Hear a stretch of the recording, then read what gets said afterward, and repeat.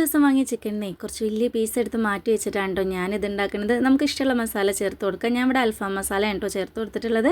ഇനി ഇതാ ഒരു ദിവസം ഫുള്ളും ഞാൻ ഫ്രിഡ്ജിൽ വെച്ചു, കാരണം കഴിഞ്ഞ ദിവസം എനിക്ക് ഉണ്ടാക്കാൻ ടൈം കിട്ടിയില്ല കേട്ടോ.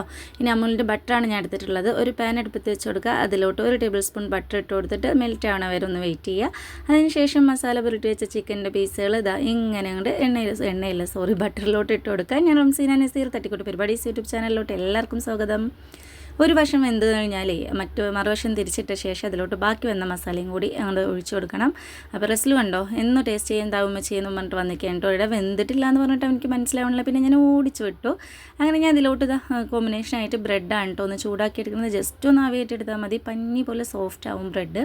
ഇപ്പോൾ കാര്യം മനസ്സിലായിട്ടുണ്ടാവും അല്ലേ? നമ്മുടെ ആ ഒരു വൈറലായിട്ടുള്ള ഇഫ ചിക്കനാണ് കേട്ടോ ഞാൻ ട്രൈ ചെയ്യുന്നത്. റെസിപ്പി ഒന്നും പറഞ്ഞതിൻ്റെ ആവശ്യമില്ല. ഇഷ്ടമുള്ള റെസിപ്പീസ് നമ്മുടെ യൂട്യൂബിലും ഇൻസ്റ്റയിലൊക്കെ കിടക്കുന്നുണ്ട്. പിന്നെ ഇതാ ചിക്കനിലോട്ട് ആ ക്രീമി ചീസി മയോണൈസും കൂടി ഒഴിച്ചു കൊടുത്ത ശേഷം നല്ല മൊഞ്ചില്ലേ കാണാൻ. ഇനി ഒന്ന് ട്രൈ ചെയ്ത് നോക്കിയാലോ. നല്ല പഞ്ഞി പോലെ സോഫ്റ്റായ ബ്രെഡ് എടുത്തിട്ട് ആ ഒരു മയോണൈസിലും ചിക്കനിലൊക്കെ മുക്കി കഴിക്കാൻ എന്തൊരു ടേസ്റ്റാണെന്നറിയോ. വെറുതെ അല്ല ഇത് വൈറലായത്. ഇനി ഇങ്ങനെ ഞാൻ തോണ്ടി നിന്നാൽ എൻ്റെ മകൻ എന്നെ ഓട്ടിക്കും. അപ്പോൾ അത്രയേ ഉള്ളൂ. വീഡിയോ ഇഷ്ടമായാലും ഒന്ന് സപ്പോർട്ട് ചെയ്യുക.